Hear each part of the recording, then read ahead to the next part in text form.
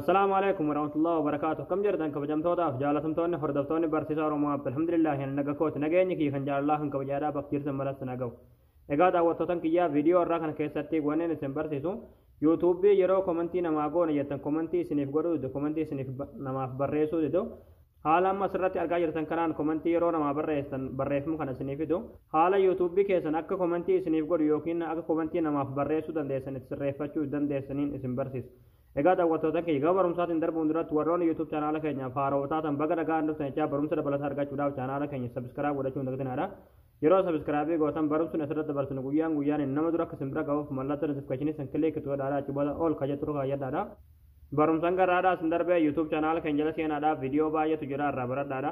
Waan isin dhibee gaaffii isinitti ta'e komentii jalatti nu barreessadha. Maatiiwwan chaanaala keenyaadha immoo viidiyoo keenya namni baay'een argee kan irraa fayyadamu laayik sheer gochuudhaan jajjabeessuun dagatinadha.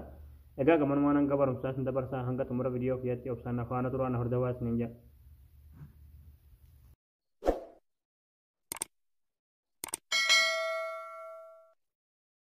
Hayyee daawwattootaan kiyyaa yuutuubii yeroo komentii namaaf godhuu barbaadan komentii isiniif godhuu yookiin yeroo komentii namaaf barreessan jettan komentii namaaf isiniif barreessuu didoo haala itti sirreeffachuu dandeessan Google Chrome keessaniin YouTube chanaala keessanirra galtan jechuudha. Chrome kan kana asirratti margaa jirtan kana jechuudha. Jawwaal nama hundarra jira jechuudha. Jawwaal keessanirra barbaadaati. Chrome irratti kilik godhaadha. Asirratti kan fakkii YouTube yoo isinii baasee YouTube irratti kilik godhaadha. Yoo immoo YouTube isiniif hin baasin bakka searching irratti YouTube jaa barreessaati. YouTube irratti kilik godhaadha. Achi booda haala kanaan as keessa hin gasha. Asirratti kan fakkii profile irratti kilik ni gootanii. Achi booda sign in kilik ni gootanii. Achi booda haala kanaan imeelii keessanii fi paaspoortii keessan sin gaafata jechuudha. Asirratti imeelii keessanii guuttanii. Achi booda yeroo haala kanaan imeelii keessan barreessan next kilik ni gootanii. Achi booda haala kanaan paaspoortii keessan sin gaafata paaspoortii imeelii keessanitti guuttanii nama kiyyatti haa guutu. Achi booda yeroo paaspoortii itti guutan next kilik gootu.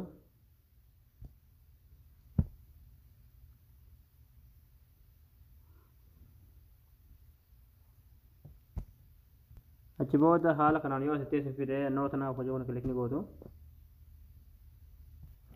Achi booda haala kanaan YouTube irra sin gashe jechuudha. Yeroo haala kanaan YouTube isin fide as tuqaa sanarratti kilik ni gootanii.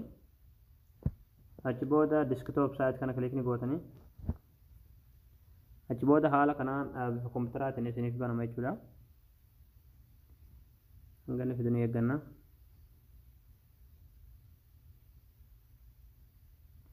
Okay, yeroo haala kanaan isiniif fide jechuudha.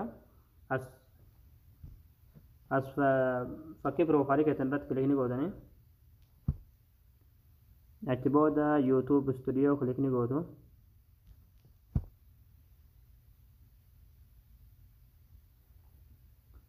Achi booda haala kanaan YouTube Studio keessan gashaa jechuudha. YouTube Studio bilbila irraa yoo qabaatan isa bilbila irraa qabda san hawuu qabdan jechuudha. Yoo hin haqin asirra isiniin gashu jechuudha jedheeti.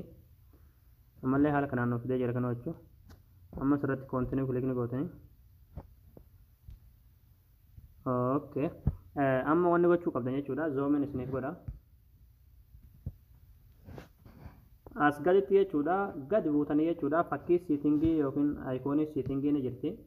Irratti kilik ni gootun asirratti. Achi booda haala kanaan isiniif fida. Yeroo haala kanaan isiniif fide asirratti channel ka jennu yeroo irratti kilik ni gootanii. Achi booda haala kanaan yeroo irratti kilik gootan asirratti kan harka mirga irratti future availability ka jennu kilik ni gootu. Achi booda haala kanaan isiniif fida jechuudha. Asirratti kan akkuma argaa jirtan jechuudha. Asirratti kan olii kana akkuma asirratti argaa jirtan kan enable ta'ee jira jechuudha. Asirratti mallee kan gadi kana enable gochuu qabdan jechuudha. Yoo kana enable hin godhin jechuudha. Viidiyoo daqiiqaa 15 olii YouTube irratti gad lakkisuu hin dandeessan jechuudha isin galee. Kanaafuu laazim kana enable gochuu qabdan jechuudha. Asirratti qasti kana kilik ni gootanii. Achi booda verify phone number ka jedhu kilik ni gootu. Achi booda haala kanaan asitti isin fida. Yeroo haala kanaan asitti isin fida jechuudha. Asirratti lakkoofsa bilbila keessanii guutuu qabdan jechuudha. Dursa biyya jirtan filachuu qabdanii. Haala kanaan biyya jirtan ni guutan jechuudha. Biyya jirtan filattanii jechuudha. fakkeenyaaf ani Saudi Arabiyaan jira Saudi Arabiyaa irratti kiliikni gootanii godha isin biyya jirtan guuttatan jechuudha achi booda bakka asirratti immoo duwwaa 5124 jiru kana irratti lakkoofsa bilbila keessanii guutan jechuudha eegale amma kiyyaa guutu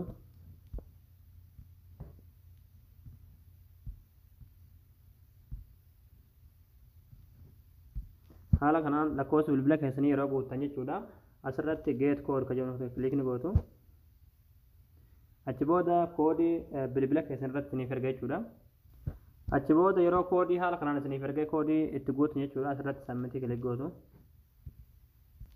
achi booda kunoo amma haaluma argaa jirtan kunoo verify ta'ee jira jechuudha baga gammaddan jira haala kanaan verify godhattanii jechuudha achi booda kalas xawwaaliidha komentii isiniif barreessa jechuudha egaa daawwattootan kiyyaa yuutuubii komentii isiniif barreessuu idee haala kanaan sirreeffachuu dandeessanii barnoonni keenya kanarraa asirratti raawwata viidiyoo keenya namni baay'een argee kan irraa fayyadamu laayik sheer gochuun dagatinaa barumsa birootti nagaa walitti deebinutti waan hordoftaniif galatooma